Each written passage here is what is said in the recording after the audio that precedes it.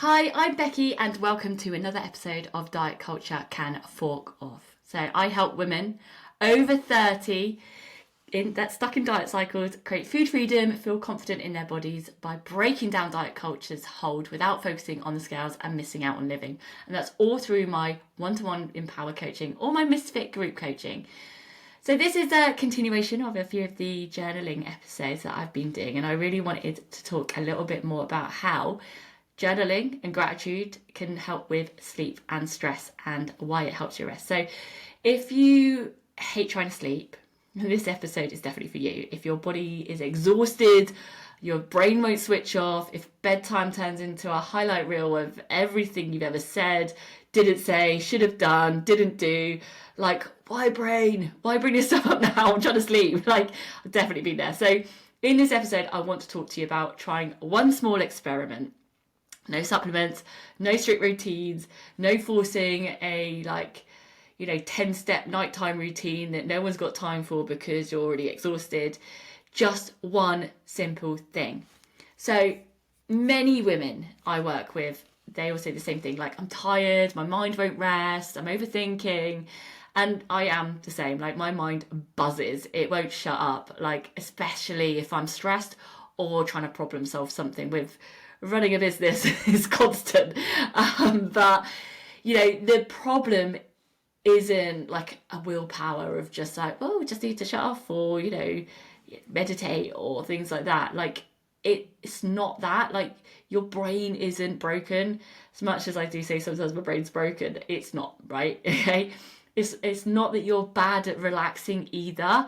It's just your nervous system is still switched on. Your central nervous system is replaying, analysing, worrying about everything that you've got going on in your life. And let's admit it, we've got busy lives now. We have a lot going on. So how do we manage that? That's the thing. It's like, okay, well, it's I always hate it when people go like, well, we're all busy. And it's like, yeah, okay, but how do I manage that? Because, yeah, we are all busy. But let's actually help, okay? Let's actually give some tips. Because, yeah, learning, and it's something that I've learned and still learning a lot around, is how to switch off. And it is difficult. It is difficult sometimes because we have got so much going on. So this is where the gratitude comes in. And by now I hate toxic positivity, but it is about regulation. So the research does show that gratitude practices and journaling can improve sleep quality. It can reduce pre-sleep negative thoughts and help the brain move out of that stress mode before bed. I actually do keep a journal by my bedside table just to make sure that I do have that tool there when I need it. Because there are times I'm absolutely fine and I can sleep, and there are times where, and I know it, when like I go to bed and I'm still wired, like that feeling where you feel like your insides are like shaking, like you're so like that's how I always explain it, like my central nervous system's like shaking, like because you're so wired and you're stressed and you're on it. So this is why I do have this kind of practice before bed, especially when I'm in that moment. So there's also, like, I want to just talk through like some of the more research here, that there is a well-known study that has found that people who practice gratitude before sleep fell asleep easier and slept better as well. And that's because their minds weren't stuck looping in these worries. Another has showed gratitude to help reduce stress and emotional tension at night. So in simple terms, gratitude does give does give your brain something safe to land on instead of spiraling. Okay. There's other journaling techniques I do with my clients as well to help, but gratitude, and I know I've mentioned this a few times, but I just want to talk to you about like how important that is. So when your sleep is disrupted, that everything just feels harder, doesn't it? You feel hungrier, you want all the like sugar, fatty foods as well, that's what you're craving. The emotional regulation gets tougher, your motivation drops, self-criticism can get sharper as well. I know that happens to me. Like, I know that I always feel way more emotional, and I do have to ask myself sometimes, like, oh, is this tiredness or am I like upset about something? It's usually tiredness. So like I feel like I just want to cry. But this is all tied into tiredness, and I know so many of you struggle with sleep. So this isn't about like being grateful as such. It is about supporting your central nervous system and your ability to wind down. Okay, so I want you to try something all together. Okay, this is where I'm going to invite you to do this tonight. I want you to grab a notebook. You can do this on your phone, but doing it on a notebook is going to be better because it's screen time away from the screen. Okay, so I would highly recommend a notebook. And this should take no more than 2 to 3 minutes. Okay, so you have time. You have 2 to 3 minutes in the evening. As busy as you are, before you go to bed, 2 to 3 minutes. That's all it takes. I want you to write down 3 things you're grateful for today. And they could be tiny, okay? Like a warm shower, food in the fridge, roof over your head, that kind of stuff.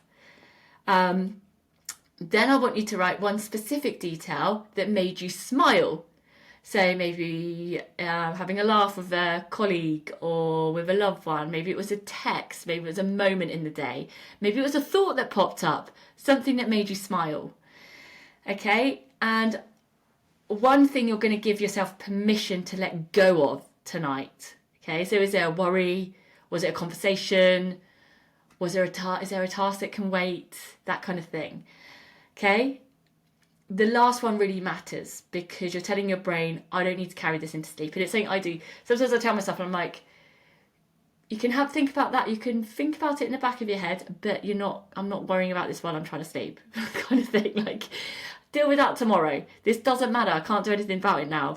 So, but actually writing it down can really help. So that's the things I want you to do. 3 things you're grateful for, 1 thing that made you smile, 1 thing you're giving yourself permission to let go of, okay? So if you do want to take this further, okay, like I said, this is optional because I don't want to overwhelm you, but if you do want to take a little step further, you can pair it with some breathing, okay? And the way to do this is inhale through your nose for 4 seconds and then exhale for like 6 seconds as well. And do that for 5 rounds, okay? In through the nose, out for the mouth, 4 seconds in, 6 seconds out. So there's also, and this is probably one of my favourites to help ground me, is this like a little body scan. So you can be like, when it's stress and anxiety, you're very much in your head. You're up here in your head, you're not in your body. So best way to ground yourself again is a body scan, and start with your feet. Just notice how they feel. Are they hot? Are they cold? Are they tingly? And then you can work your way up the body. And then try and relax the muscles as well. I know I hold a lot of tension in my shoulders like a lot of people, and sometimes I don't recognise that they're up by my ears. So yeah, using that really quickly can help. So again, like, that's it. It's not about perfection, there's no pressure. It's just very simple things that can make a massive impact on your stress levels and your sleep. Okay? So, and this isn't like a fix, or like this won't magically like fix your sleep forever. But it is something that you can change tonight. And when the nights start to feel a bit safer, like feel calmer, the days start to feel a bit easier as well. So, like I said, like, even though I practice these things, there are some days where you do struggle with sleep, and that, could be for a number of different reasons. But if you're doing this like a lot, it will definitely have an impact. So obviously this is kind of another form of like journaling as well, and I like this little mini series just to see, like, I think people just don't understand what journaling is about.